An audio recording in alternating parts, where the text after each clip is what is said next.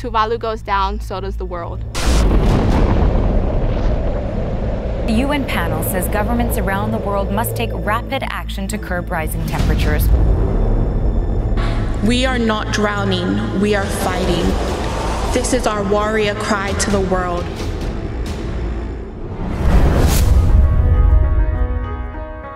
So the Commonwealth Day is a big deal, not just for our Commonwealth nations, but for the UK. It's such a big event that people line up outside the Abbey to get a view of the royal family. And so amongst the service, there's only 2 speakers, and the 2 speakers will be myself and King Charles. And the Royal Commonwealth Society, which answered to the King, chose me to come, and he also chose my name to be speaking with him. And names that I've spoken in that Abbey in the past have been like, Archbishop Desmond Tutu, Malala, Nelson Mandela, Kofi Annan, Anthony Joshua. And so we have really big names that I get to follow in their footsteps and hopefully be able to tell a story from the Pacific that reaches people's hearts. I think I really want to drive home that the Pacific Islands are resilient and that we are actually a solution in this climate crisis. I think we are often framed as victims, and that's how people just go around their lives thinking of us. If they don't think of us at all, people forget us. They don't even know we are in this Pacific Ocean. And so I think by standing up there and putting like a human face to the crisis is really my aim.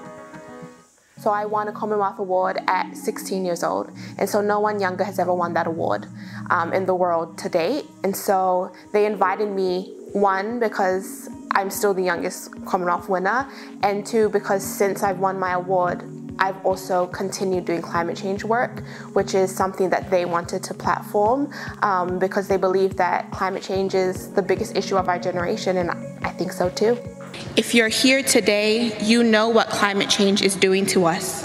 You don't need my pain or my tears to know that we're in a crisis. You know what? I have mixed emotions about attending it all because I'm so excited to be able to platform this climate messaging and also to represent the Pacific. But I think there's also like an underlying feeling of colonialism is also part of climate change. And a lot of times people are scared to name the elephant in the room. And for me, I just know walking into that church, that space in the Abbey, that's how I'll be feeling. I know I'm taking the message, but at the same time, it's like, how as an Indigenous person do I walk comfortably in that space knowing that this institution was part of the crisis that I'm going there to fight? So it's kind of like a catch-22. You're stuck between a rock and a hard place of, yes, this is the reality I'm in and the situation that I have to take up, that we do live in a post-colonial world, and for some of our Pacific Island brothers and sisters, they still live in that colonial world.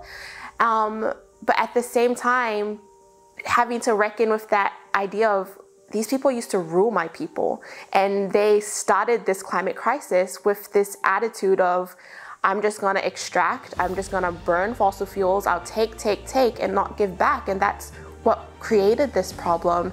And so it's an interesting feeling for me having to walk in there knowing all of that. The big message that I want to use the space for is to say that there must be an end to the fossil fuel era.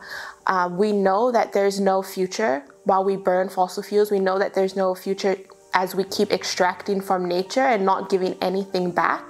And I think that that's a controversial thing to say in the Abbey. I hope that I will be given the space to say in the Abbey, but I also want to acknowledge that the Prime Minister of the UK is a fossil fuel billionaire. He is within that class of people who are creating the climate crisis. And so when I say our people are fighting climate change and the hands that feed it, he is quite literally one of those hands that feed it. And so I think that that's an aim of mine, to go there and not be afraid to call that out. The first time I met the Queen, so when I was 16, I got to meet the Queen. And one of the things she said to me is that she has so much empathy towards the Pacific Islands and our situation because one of her first royal visits was Tuvalu. And she said, oh, you know, Tuvalu's sinking and all these things. And so she had obviously passions and empathy for us, but we didn't see the Commonwealth and the royal family reach out to Tuvalu. And nothing that I saw, there was no help, Tuvalu's still in the same position that it was when I was 16 years old. So it's really hard to have hope in people who you know that they tell you one thing, but their actions say another thing. I think I do see hope in the king choosing me to be, there's only 2 speakers, it would just be me and him. And so I think that he does recognize the power of a young Pacific person to stand up against, to stand up with him, and hey, maybe sometimes against him.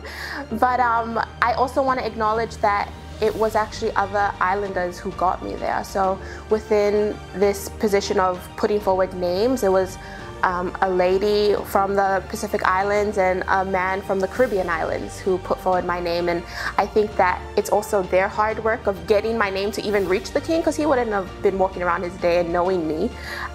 So I also want to acknowledge them, and hopefully the king choosing my story in particular to highlight on this day would be an indicator that within his reign, climate change would be a priority.